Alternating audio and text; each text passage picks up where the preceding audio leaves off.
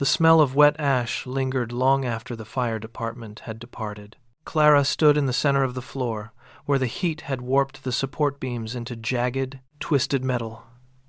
Every step crunched on pulverized glass and charred timber. She knelt, her palms pressing into the gritty, soot-covered floorboards, and began to sift through the debris.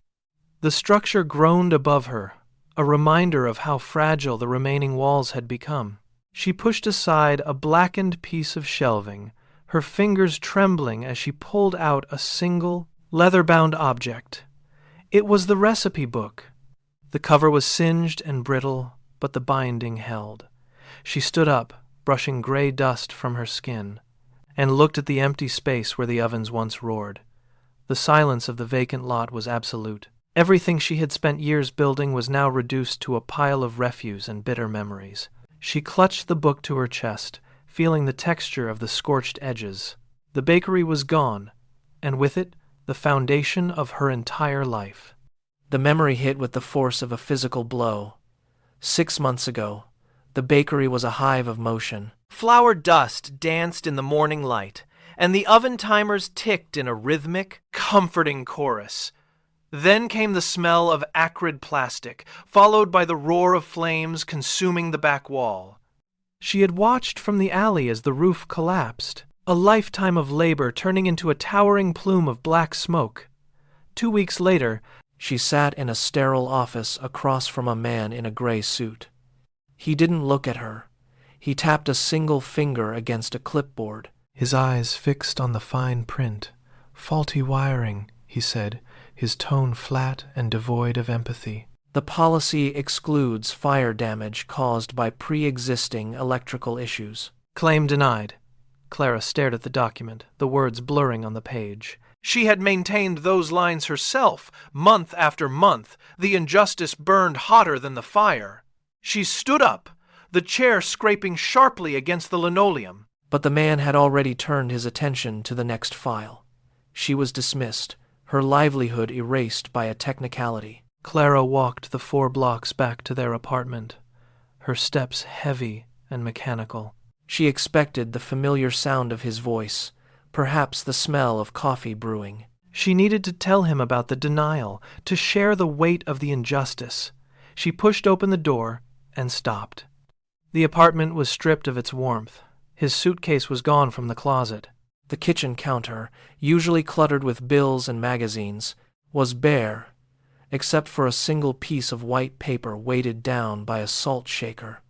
She stepped forward, the floorboards creaking under her weight. The note was brief. "I cannot stay for this," it read. "I have to go." She let the paper flutter from her fingers to the floor.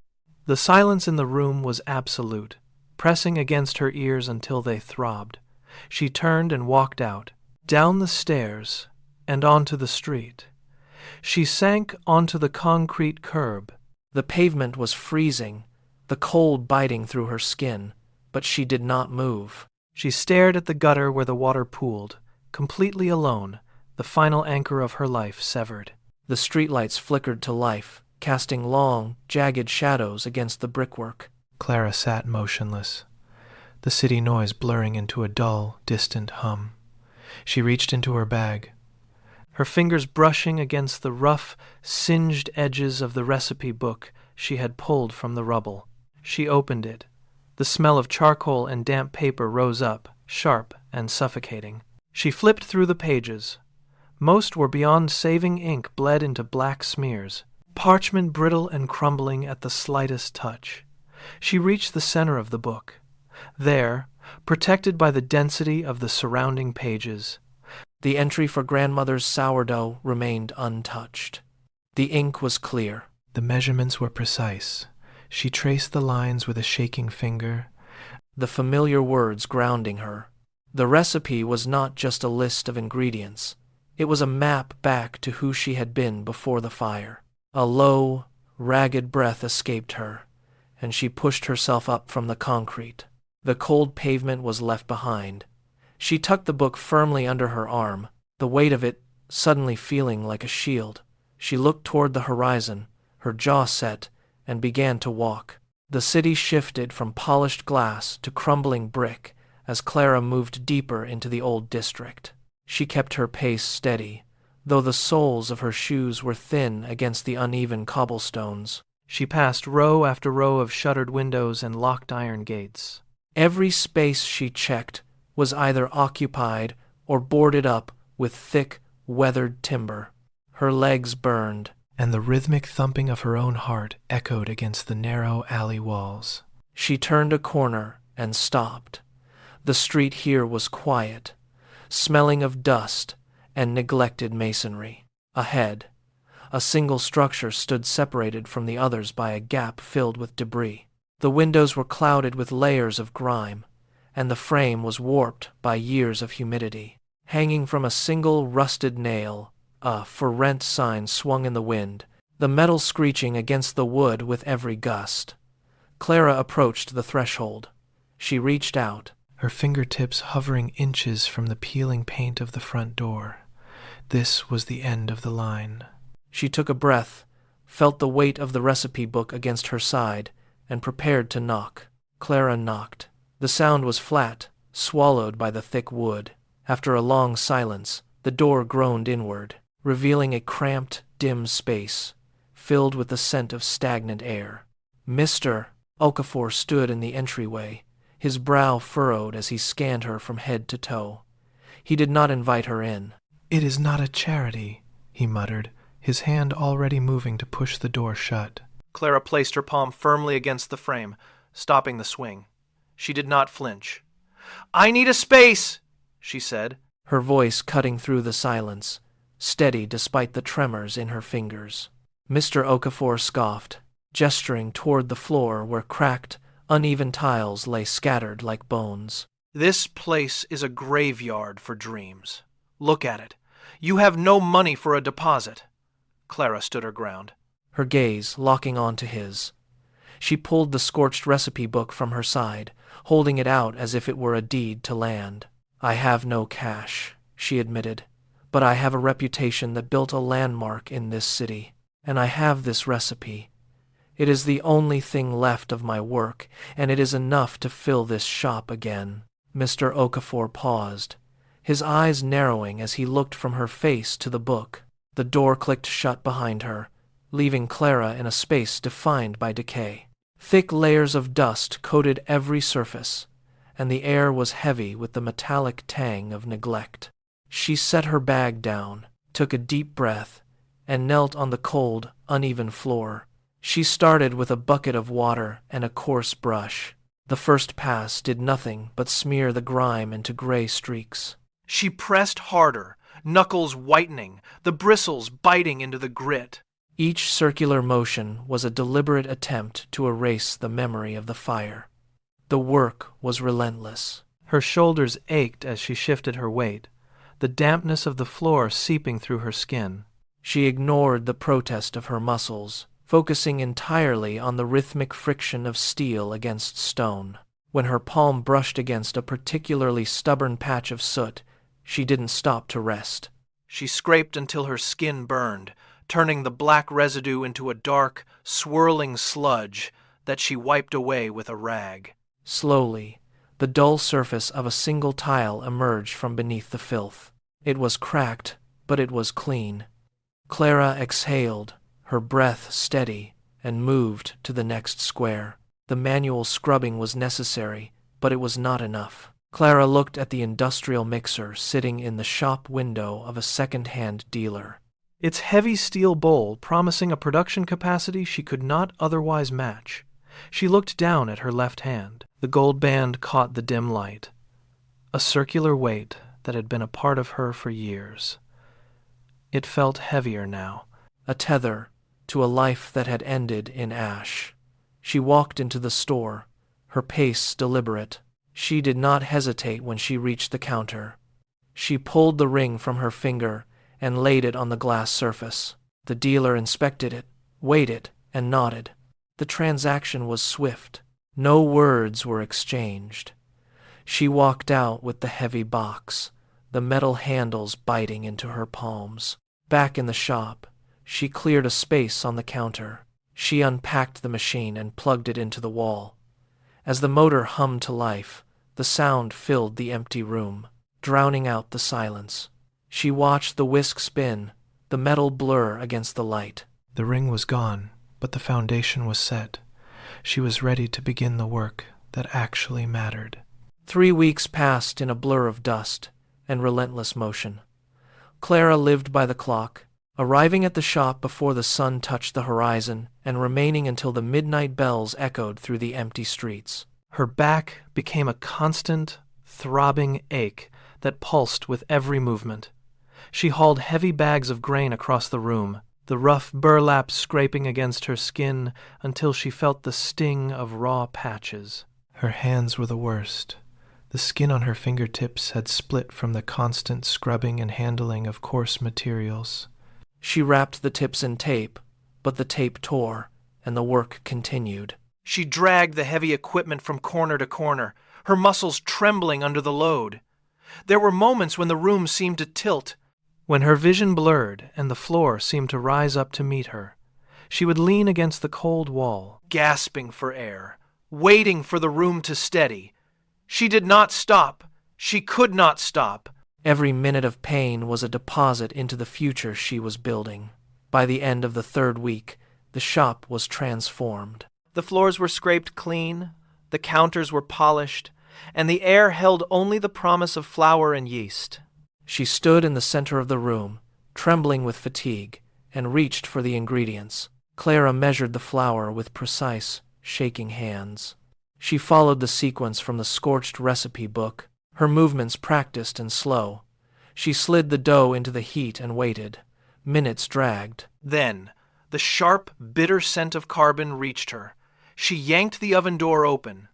A wave of heat hit her face, carrying the smell of ruined potential. The loaf was a charred, blackened mass, shriveled and hard as a rock. She poked the center. It was brittle and hollow. She didn't cry. She reached in with a rag, pulled the tray out, and let it clatter onto the metal table. The sound echoed in the quiet shop, a harsh reminder of the stakes. She tried to break off a corner, but the crust was fused, a solid piece of waste. Her muscles, already screaming from weeks of labor, tightened with a fresh surge of frustration. She looked at the bin. Every second she had poured into this shop felt like it was dissolving into smoke. She grabbed the loaf, felt the heat still radiating from it, and dropped it into the trash. It landed with a dull, final thud. She stared at her empty hands, the fear of failure clawing at her throat. She had to start over. She had no other choice. Clara did not allow herself a moment of stillness. She returned to the counter, dumping a fresh mound of flour onto the wood. She began to knead, pushing her palms into the dough with rhythmic, punishing force. The muscles in her shoulders burned, but she matched the movement to the pace of her steady breathing. She worked through the night, the only sound, the soft slap of dough against the table. By dawn, the second batch was ready. The crust was golden, the crumbs soft. She pulled it from the heat, the steam rising to meet her face. The door chimes broke the silence. A young boy from the street stepped inside, his eyes fixed on the cooling loaves. He hesitated, then pointed to a test piece. Clara sliced a thin piece and handed it to him. She watched him take the first bite, her breath held tight in her chest. He chewed slowly, then his face broke into a wide, genuine smile. He nodded, satisfied. That simple expression cut through the exhaustion that had gripped her for weeks. It was not just a reaction to the bread. It was an acknowledgement of her labor. She felt the tension in her jaw release. The fear of failure did not vanish, but it shifted. She had proof that her hands could still create something worth sharing. The momentum held for only 2 days. Clara was adjusting the temperature on the oven when the heavy glass door swung open. A man in a sharp, gray uniform stepped inside. He did not look at the bread or the clean floors. He walked straight to the counter. He pulled a thick, official envelope from his bag and set it down with a sharp crack against the wood. "Permit violation," he said, his voice clipped and devoid of interest. Clara opened the document. Her eyes scanned the legal jargon. each line pulling the ground out from under her. The city council demanded a full electrical overhaul and a new ventilation system.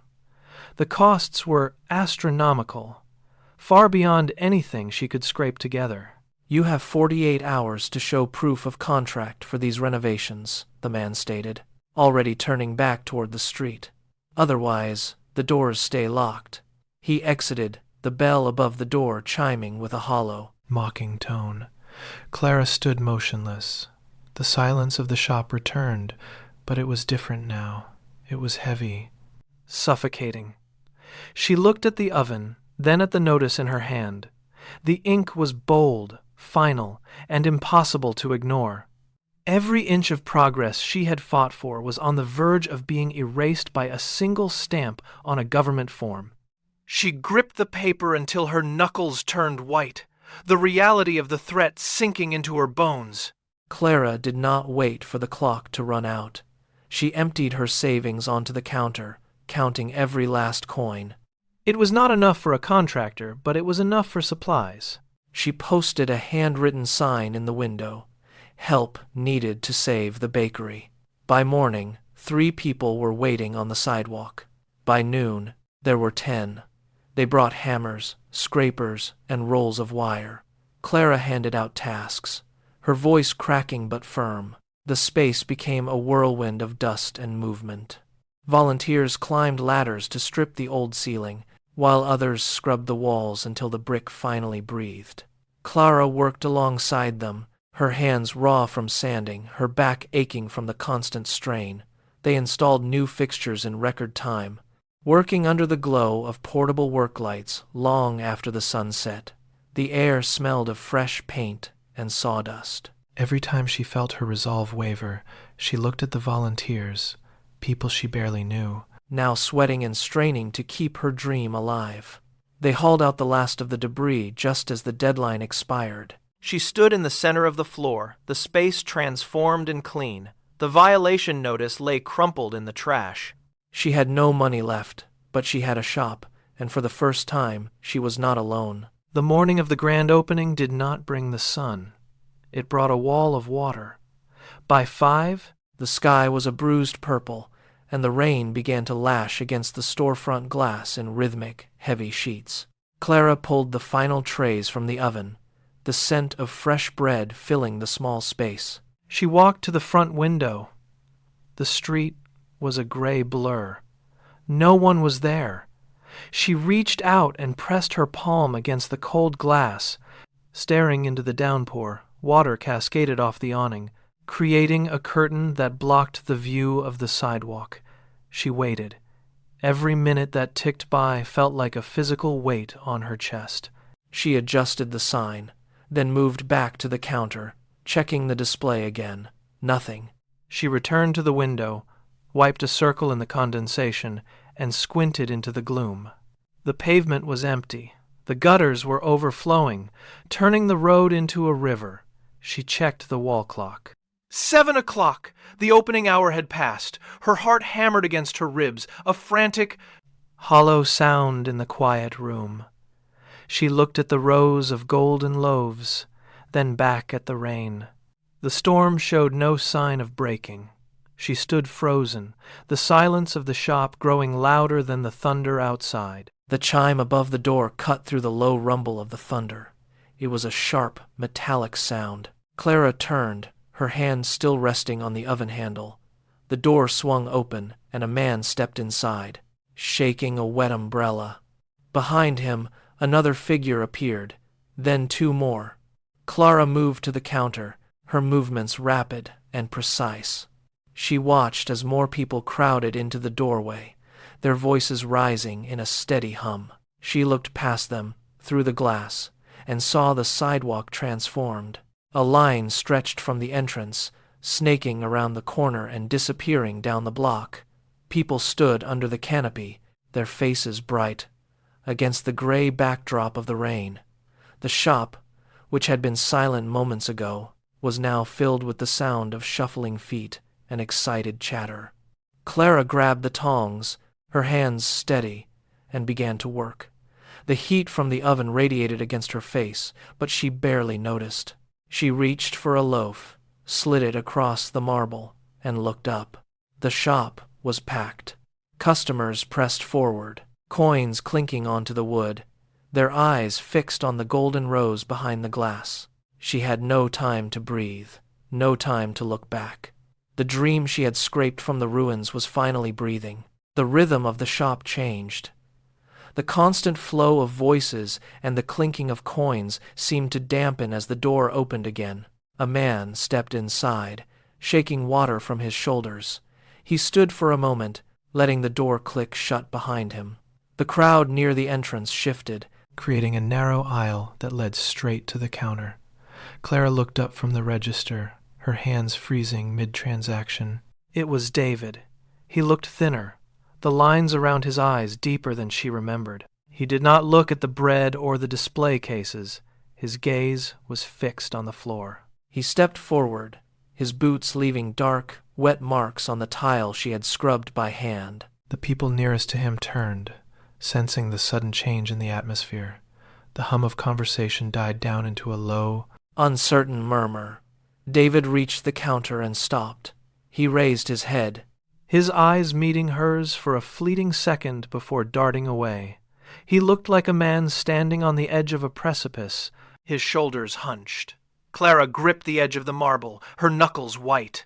The distance between them felt like a canyon, despite the counter that separated them by only a few feet.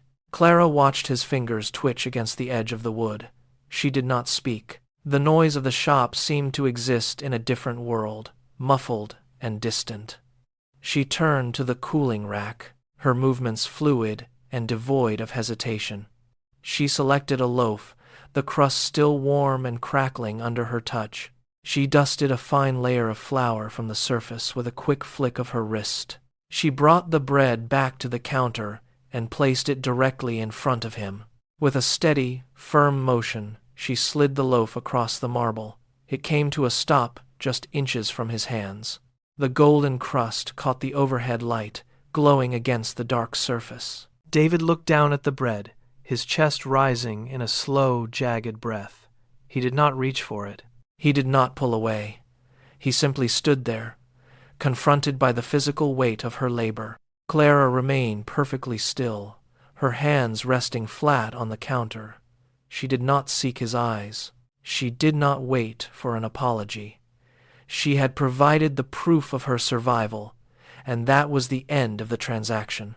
The space between them held the scent of yeast and toasted grain, thick and absolute. David stood motionless, his shadow stretching long across the floor.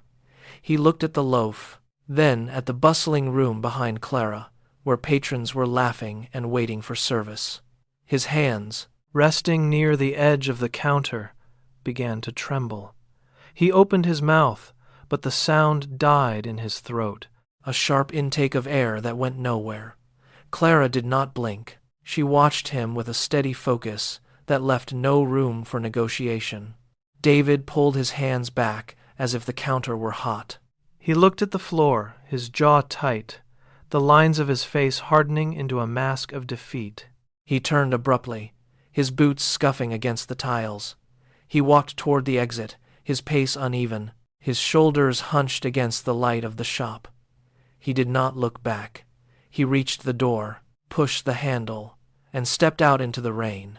The bell above the door gave a sharp, final chime as he pulled it shut. The latch clicked into place, sealing the shop from the street outside. Clara stood alone behind the counter, the silence of the room returning to the soft, rhythmic hum of the ovens. She breathed in, the scent of fresh bread filling the air, and turned back to her work. The shop returned to the rhythm of the work. Clara turned her back to the front window and moved toward the heat radiating from the brick ovens. She pulled on the heavy protective mitts, the fabric stiff and familiar against her palms. She reached for the iron handle of the main oven and pulled. A wave of dry, intense heat washed over her, smelling of toasted wheat and caramelized crust. She slid the long wooden peel into the dark interior. She located the center loaf, lifted it, and withdrew it into the light. It was a deep, scorched gold, the surface blistered and crackling in the cooling air. She set the peel down and picked up the loaf with her bare hands. The weight was solid, substantial, a physical anchor. She tapped the underside with her index finger. It gave a sharp, hollow sound that echoed against the tiles. She felt the rough texture of the crust against her skin, the warmth seeping into her fingers. She carried it to the cooling rack and set it down next to the others. The bread sat there, steaming, a perfect result of her labor. She wiped a smudge of flour from her cheek and exhaled, the sound lost in the soft, rhythmic hum of the ventilation fans. Clara walked to the front door and flipped the sign to closed. The street outside was quiet now, the rain having slowed to a steady drip against the glass. She walked back to the center of the kitchen, her boots clicking against the tiles she had scrubbed clean by hand. She looked down at her palms. The skin was rough, marked by faint lines and small, healed burns from the oven racks. These were not the hands of the woman who had stood in the ashes of the old bakery 6 months ago. Those hands had trembled. These hands had built a foundation out of nothing but heat, flour, and persistence. She picked up a damp cloth and wiped the flour from the stainless steel counter, moving in slow, deliberate circles until the surface shone. She was not the same person who had lost everything. That version of herself had been a passenger to circumstance. The woman standing here now had chosen every step, every ounce of effort, every failure, and every success. She reached for the main light switch, her fingers wrapping around the plastic toggle. She paused for a heartbeat, looking at the ovens, the cooling racks, and the quiet, orderly space she had carved out of the city. She pressed the switch. Darkness filled the room, but the smell of yeast and toasted grain lingered in the air. She walked toward the back exit, pushed the door open, and stepped out into the night.